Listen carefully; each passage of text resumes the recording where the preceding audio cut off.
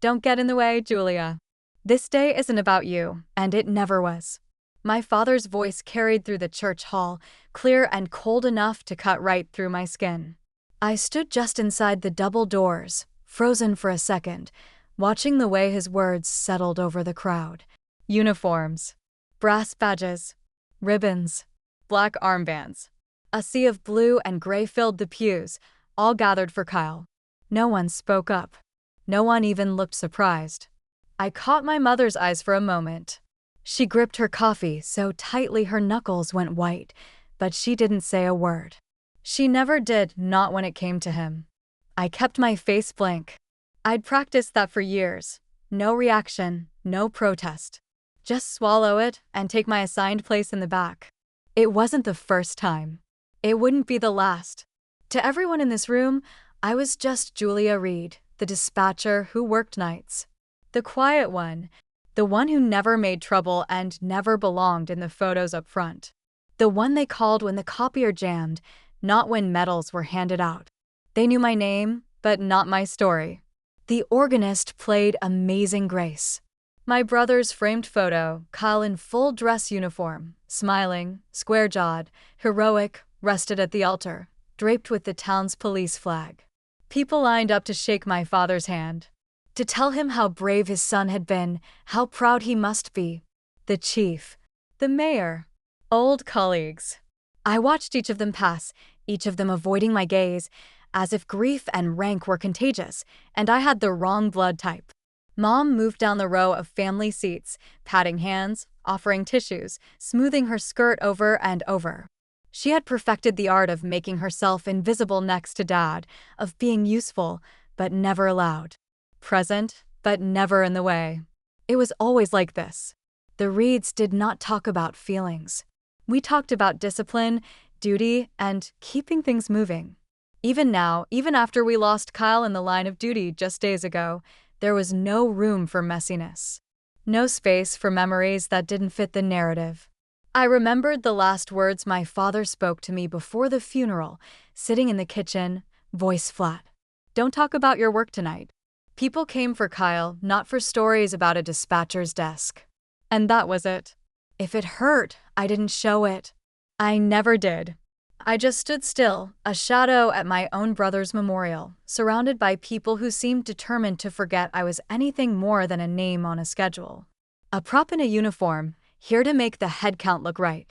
All my life, I'd been cast as the extra in the story of my own family. Maybe I should have been used to it by now. But as I watched Dad turn away, as I heard the way the congregation whispered his name with reverence, I realized something inside me had shifted, not a break, just a quiet, sharp rearrangement. If I didn't matter in their story, I would find a way to matter in my own. My first memory of wanting to disappear was in the same church. I was 5, hiding under a pew during a Christmas pageant, watching Kyle rehearse his solo. Our parents sat in the front row, Dad in uniform, Mom with her camera.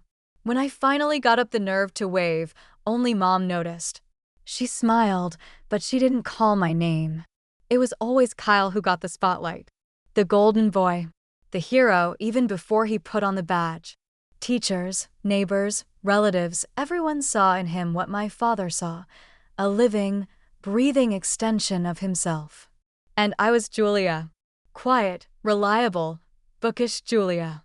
Always one step behind or out of sight. People say small towns remember everything, but they only remember the stories that fit. In Monroe, Ohio, the Reid family meant police. My father, Chief Samuel Reid, was a legend here. My mother, Linda, worked the station's front desk for decades, smoothing over paperwork, baking cookies for the holiday shifts. When Kyle announced he'd follow in Dad's footsteps, the whole town celebrated. No one asked what I wanted. I wasn't built for the streets. I liked codes and maps, the logic of patterns, how even chaos could be sorted into signals if you listened long enough. When I chose dispatch instead of patrol, Dad never said he was disappointed. He just stopped asking about work altogether. I moved into my own apartment at 20, learned to keep my world small. Holidays, birthdays, and later, funerals were the only times I showed up at the family house. By then, the distance was safer. I listened when Mom called. I sent cards for Kyle's promotions. I did my duty. That was enough, or so I told myself. But Kyle always tried. He'd sneak me donuts on night shifts, text memes only we understood. Sometimes, after the chaos of a bad call, he'd hang back and let me vent. "You're the real brains," he used to say. "The whole system would fall apart without you." I wanted to believe him, but I never said so out loud. The night he died, I was working dispatch. There was a call routine at first. Domestic disturbance. Kyle's unit responded. Something in the audio logs felt wrong. A voice out of place. A pause in the radio chatter. I flagged it, but protocol said to stay silent unless ordered otherwise. After the shooting, after the press, the flowers, no one asked me what I'd heard. Dad shut his office door. Mom brought casseroles. The department turned the page. Now, at the memorial, I sat at the edge of the family pew, hands folded tight in my lap. Every so often, Mom glanced at me, worry flickering behind her smile. I could feel the invisible wall, thick as ever, separating us. No matter how many times I tried to step forward, there was always something in the way. Mostly, it was my father. He greeted every guest at the reception. "Kyle was my pride," he said to each one. "He was made for this work." I never heard my name. Later, in the hallway, Mom touched my arm. "Julia, honey, will you help with the guest book? The mayor wants to speak to your father, and I can't do everything."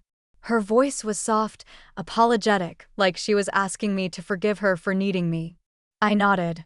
That was my role, after all. The one who helped, in the background. But as I wrote Julia Reid, family, at the top of the sign-in sheet, I caught my reflection in the glass of Kyle's photo. Something in my face looked older than I remembered.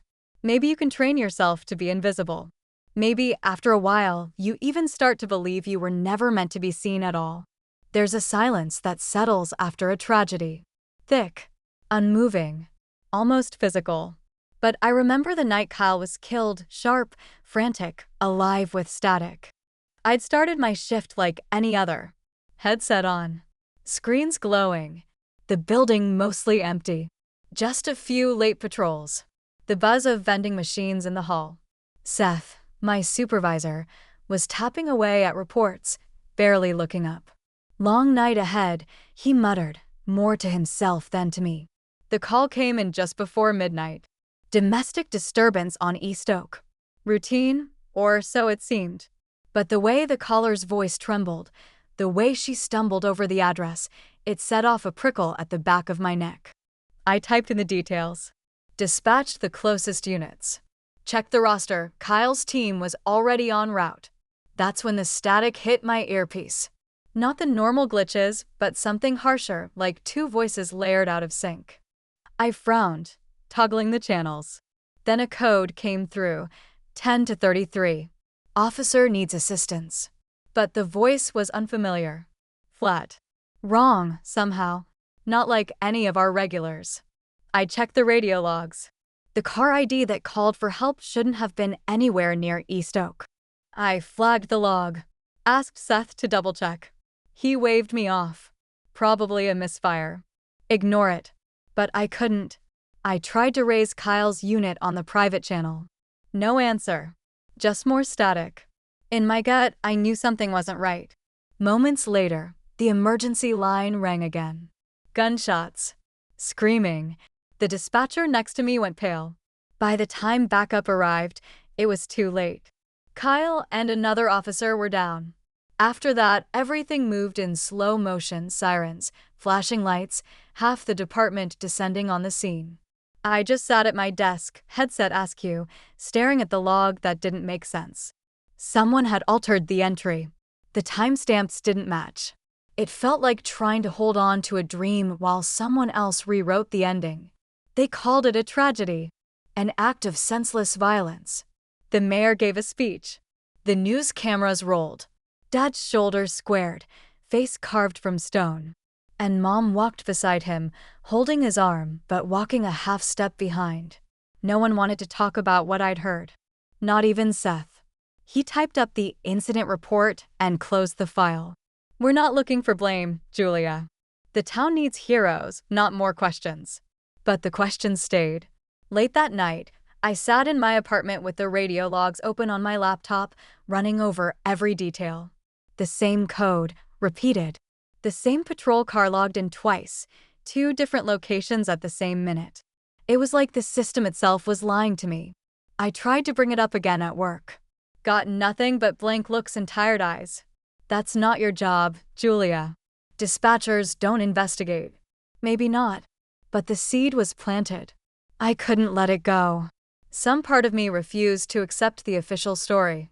That's how it starts, I guess. Not with a grand plan. Just with a single thread you can't stop pulling. For the next few days after the funeral, life in Monroe moved in a slow, brittle rhythm. The casserole dishes stacked up on our kitchen table. Neighbors came and went, voices lowered, eyes careful around my mother. Dad barely spoke, except to field calls from the department or shake hands at the door. I slept on the old pull-out couch in the den. My childhood bedroom was a shrine to Kyle. His trophies still lined the shelves, his high school Letterman jacket draped over the desk chair. In my own home, I felt like a trespasser. Nights were the worst. I'd lie awake, the blue light of my phone screen flickering across the ceiling, replaying the radio logs in my head. The glitch. The strange call. The way Seth brushed off my concerns. I knew the evidence would be gone by now, erased or overwritten by routine maintenance. But something itched at me, burrowed under the skin. On the third night, I heard voices drifting from the kitchen. My father low and urgent. My mother softer, but trembling. She needs to let it go, Sam. She's not Kyle. This isn't her fight. My father's reply was sharp. Final. She's a dispatcher, Linda. This is police business. She's not equipped for it. I held my breath until their voices faded. I wanted to walk in, to argue that I was equipped, that I'd seen more on my screens than half the rookies in the department had in the field. But I stayed put, silent as always. After a while, I heard the back door close, my father leaving for a walk, his footsteps hard on the porch. The next morning, I tried one last time. Over burnt coffee, I slid the incident report across the table to my mom. Mom, something about Kyle's call that night doesn't add up. The car logs, the codes, there are gaps. She stared at the paper, lips pressed together. Julia, sweetie, your father doesn't want. I know what Dad wants, I cut in. My voice surprised both of us. But Kyle, he always listened to me, even when no one else did. She looked up at me then. Her eyes tired, but clear. What are you hoping to find? I hesitated, searching for an answer that wouldn't sound crazy. The truth, maybe. Just for me. Maybe it won't matter to anyone else. Mom squeezed my hand. For a second, it was like we were back in the kitchen, making cookies on snow days. But then she let go. I wish things were different, she whispered. But your father, he needs to believe the story he's told everyone, even if it hurts. That was it. No permission. No help. Just the soft closing of another door. I took my files and left the house, wandering to the small park on the edge of town. The air was cold and sharp. I sat on a bench, feeling the world shrink around me. That's when my phone buzzed. A number I didn't know. This is Special Agent Mark McCarthy, FBI. Miss Reid, could you meet me at your office? There's something you flagged in your dispatch logs the night of your brother's death. We need to talk. I stared at the screen, heart pounding not with fear, but with a jolt of something that felt almost like hope. For the first time since Kyle died, someone was actually listening. I met Agent McCarthy in the gray-walled briefing room of the Monroe Police Department, early enough that the coffee was still burning hot and the halls were almost empty. He was older than I expected. Mid-50s, graying temples, steady eyes that missed nothing. He didn't bother with small talk. He just slid a folder across the table and waited. I read your report, Julia. You were the only person who flagged inconsistencies in the radio logs from the night of the shooting. You noticed a call from a patrol car that wasn't where it should have been. Why didn't your supervisor act on it? I hesitated, glancing at the door. Even now, some old part of me worried Dad might walk in. Seth said it was a glitch. I pushed back. He told me to leave it alone. Agent McCarthy's face didn't change. Why didn't you? I almost laughed because that's what's expected here. Stay in your lane.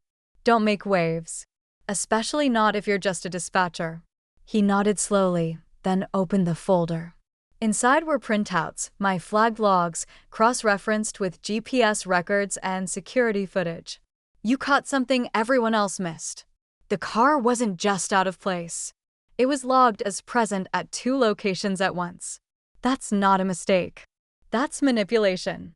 His words dropped like a stone. I felt my breath catch. You think it was deliberate? He didn't answer. Didn't need to. I spent the next 2 hours walking Agent McCarthy through everything, my notes, the audio clips I'd saved to my phone, the subtle delays in response time. He listened, scribbling in his notebook. Every so often, he'd nod or ask a sharp question, but mostly he let me talk. It was the first time since Kyle died that someone treated my observations like evidence, not gossip. By the time we finished, my throat was raw. He stood and offered his hand. If you're willing, Ms. Reid, I'd like you to consult with us on this investigation. Off the record for now. I stared at him, unsure if I'd heard right. I'm not an investigator, Agent McCarthy. I am just. He cut me off. You're exactly who we need. You saw what no one else would admit. That counts for more than a badge. I nodded, feeling something in my chest loosen for the first time in weeks. As I left the station, the world outside felt different, lighter, sharper. The cold air on my skin wasn't just a chill.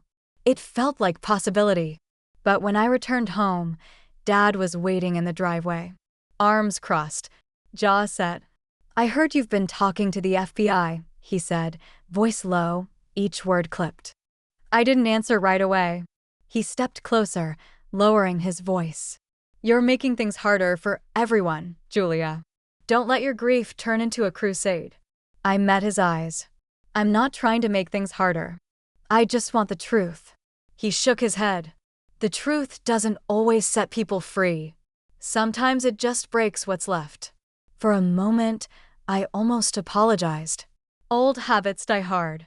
But then I remembered Agent McCarthy's words and Kyle's voice in my head. You're the real brains. I can't be silent this time. Dad's shoulders stiffened, and for the first time, I saw uncertainty flicker in his eyes. I walked past him into the house. Mom stood in the hallway watching. She didn't say a word, but she reached out and squeezed my arm as I passed. In that small gesture, I felt the first crack in the wall between us. The days that followed blurred together, police station, my old bedroom, then the FBI's temporary office 2 towns over. It was the first time I'd ever walked into a federal command post as anything but a bystander. I kept expecting someone to ask me to leave, to say I wasn't real law enforcement.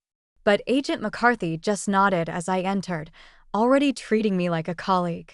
I worked side by side with their analysts, poring over months of radio logs, GPS data, even surveillance footage from intersections around East Oak. At first, the FBI team was cautious. Some looked at me like I was a favor being done, not an asset. But as I flagged one anomaly after another, patterns in shift assignments, suspicious call reroutes, a phantom patrol car ID showing up at multiple crime scenes, their doubt faded. The evidence started to cohere, ugly and undeniable. Someone inside the Monroe Police Department had manipulated dispatch records for months. Kyle's unit wasn't the first to be redirected at a critical moment, just the first to pay the ultimate price. When I traced the login, my breath caught. The credentials belonged to Seth, my supervisor. But the pattern stretched further, implicating other senior officers. Some who'd mentored Kyle, others who'd always said hello to me in the hall. Each new discovery hurt more than the last. Every time I brought a finding to McCarthy, he'd ask, "You sure you want to keep going?" Every time, my answer was the same. Kyle would have. My mother watched me come and go, silent but present. She started leaving sandwiches on the counter, sometimes sitting beside me at the kitchen table sorting bills while I scrolled through evidence. One night she spoke quietly. "You always saw what the rest of us didn't, even as a kid." It made people nervous. I didn't know how to answer, so I just nodded, grateful for her words. Dad, meanwhile, grew colder. He avoided me at home, but word was spreading. Colleagues at the station stopped meeting my eyes. One evening, Dad cornered me in the driveway. "Julia, the FBI is tearing this department apart. Don't you understand what you're doing?" His voice was tired, edged with something close to fear. "I'm trying to stop what killed Kyle from happening again," I replied, steady. He shook his head, not angry now, but lost. "This town, this family we built, everything's on trust. You're breaking it." I wanted to scream that the trust had already been broken quietly for years. But I just said, maybe it's time to build something better. The investigation accelerated. Arrests came suddenly, Seth first, then 2 others. Monroe's front page filled with headlines. At first, people whispered about betrayal. Some even blamed me, said I'd brought shame on the department. But others, especially those whose families had quietly suffered, began leaving notes at our door. "Thank you. You did what no one else dared." The day Seth was let out in handcuffs, I watched from across the parking lot. He saw me, his face twisted with anger. I thought, relief. He knew the truth was out. For the first time since the funeral, I felt the weight in my chest start to lift. Not victory, not even closure. Just the first breath of something new. The fallout hit harder than I imagined. After the arrests, Monroe became a town divided. Some folks crossed the street to avoid me. Others, mostly the quiet ones, the ones who'd always seemed invisible, found reasons to stop by, to leave casseroles, or simply look me in the eye for the first time. But the biggest reckoning came at home. One night, I found my mother in the kitchen, hands trembling as she dried dishes. She'd been getting calls all week from friends, church ladies, distant relatives. "Did you know?" they asked. "How could Julia do this to her own?" She sat down a plate, finally meeting my gaze. "I didn't know Julia. I should have. God, I wish I'd listened when you tried to talk about work, about how it felt being ignored all those years. You asked questions, and I told you to be grateful for what you had." Her voice broke. "I'm sorry." I hugged her for the first time in years. The ache in my chest eased a little. Maybe that was all I needed, not forgiveness, but understanding. But Dad? Dad wasn't ready. The night before the police commission's review, I came home to find him waiting in the darkened living room. He looked older, shrunken into his armchair. A whiskey glass untouched on the side table. "I built this family's name in Monroe," he said. "If we just stuck to the rules, worked hard, everything would hold." He didn't look at me. "I lost one child to a bullet, and another two to all this." His voice was soft, resigned. I sat on the edge of the couch, hands clenched. "Dad, you didn't lose me. I was here the whole time. You just didn't want to see me for who I really am." He turned finally. His face was raw, grief and pride battling beneath the surface. "Your brother, he would have hated what's happened to the department. But he'd have hated it more if you'd kept quiet." I nodded, a tear slipping loose. "I did it for him. And for me. For everyone who needs to know the truth." There was silence, then quietly. "You did good, Julia. I just wish it didn't have to cost so much." It wasn't a hug. It wasn't an apology. But it was the first honest conversation we'd had in years. And that was something. The next morning, the news broke. The FBI had offered me a position as an analyst, an agent in training, they called it. Not just a consultant. Not just a dispatcher. I stared at the email, hardly able to breathe. For years, I'd been told to stay behind the scenes, to keep my head down. But now here was a door wide open. I took it. I packed my bags in silence, the sound of the zipper loud in my childhood bedroom. The morning light was thin, like forgiveness that hadn't fully arrived. I caught my reflection in the mirror above the dresser, eyes tired but clear. For the first time in years, I recognized the woman staring back. Downstairs, the kitchen was already alive. My mother moved quietly, making coffee the way she had every morning of my life. She handed me a mug, her hand warm over mine. I don't know how to fix what's been broken, Julia. But I want to try. I nodded. That's enough for me. Mom. For now. Dad came in, stiff in his pressed shirt, hands tucked in his pockets. He looked at me, then away, then back again, struggling, as if the words he needed were just out of reach. Finally, he cleared his throat. FBI called. They said you start in 2 weeks. They said, you made this town proud. That you made your brother proud. His voice caught.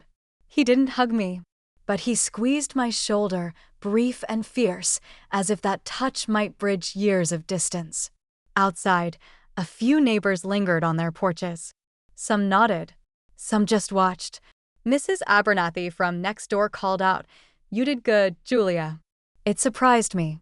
For so long, I thought no one noticed, except when I messed up. Maybe I'd been wrong. Before I left, I stopped by the cemetery. Kyle's grave was neat. The grass trimmed. I knelt, tracing his name in the stone. I kept my promise, Big Brother. I didn't back down. I wish you were here to see it. The drive out of Monroe was quiet. I passed the high school, the ball field, the diner where Kyle used to buy me pie when I was sad. I didn't feel like a black sheep anymore. I didn't feel small. A week later, I stood in Quantico, Virginia, in a room filled with new faces. Some nervous, some eager. All of us trying to prove something. Agent McCarthy greeted me with a nod. "Welcome to the Bureau, Agent Reid. You earned this." For the first time, the title felt real. I didn't have to shrink or apologize or hope someone else would speak up for me. I'd already done what needed to be done. Late that night, I called home. My mother picked up. "I'm proud of you, honey," she said. "I know, Mom. Me too." I stepped out onto the balcony. The night air was sharp, full of possibility. This time, I wasn't leaving anything behind. I was stepping forward, into a story I'd finally chosen for myself. Thanks for listening. If this story found a quiet corner in your heart, don't forget to subscribe. And if you feel ready, share your own story in the comments. Your voice matters. It always has.